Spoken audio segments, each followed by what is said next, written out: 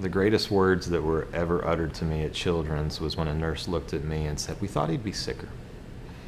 And so we had just transported in from another hospital, and to have her look at us and say, "We thought he'd be sicker," is probably the most hope we'd had in hours that night.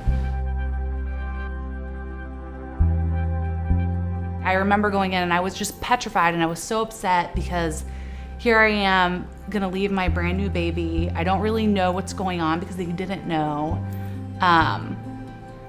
And you just feel horrible. You feel like a bad mom because you're gonna be leaving. And I remember she put me in a kangaroo chair and taught me, you know, this is what it means, and you still get moments with your kid. But that's important.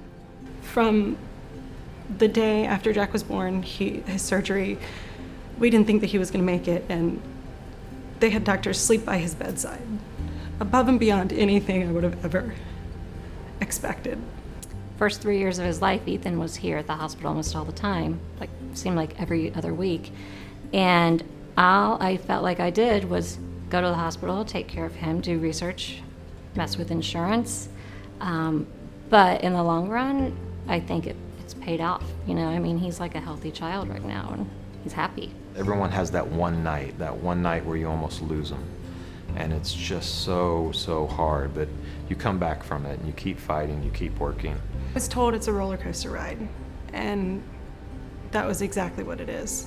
They do try to empower the families to speak up, not be intimidated, ask questions, be involved in the care of their kids. If your child is in NICU and you don't know where to start, the first thing is to educate yourself with your child's condition. I mean, I did a lot of reading. My youngest baby was a preemie, so I checked out like books from the library. Be an advocate for your child. And the best way to be that advocate is to ask questions and get the answers. As parents, if you do get overwhelmed with stuff, it's okay, because you're humans. There is so much you can take. And there were times when it was a little overwhelming for me too. So what I did was to step away from the situation, to take it all in. Write things down. Try to have somebody with you, like a spouse or a friend or a grandparent or somebody that can maybe be more mentally focused and help you remember things. One thing that helped me was I would have the chaplain come, and she came so often, it might have been several times a week. And if you're into that, like, she would come and pray over my baby. Healing touch is offered. I also did that. And the other thing was the music therapy. Keep a journal of your time here, starting from as soon as you can. Always go with your gut feeling. I mean, for my other son, there's been at least 3 times I can count where I went with my gut feeling and we ended up basically saving his life, you know, with medical treatment. So don't second guess yourself. And probably just know that you're not alone.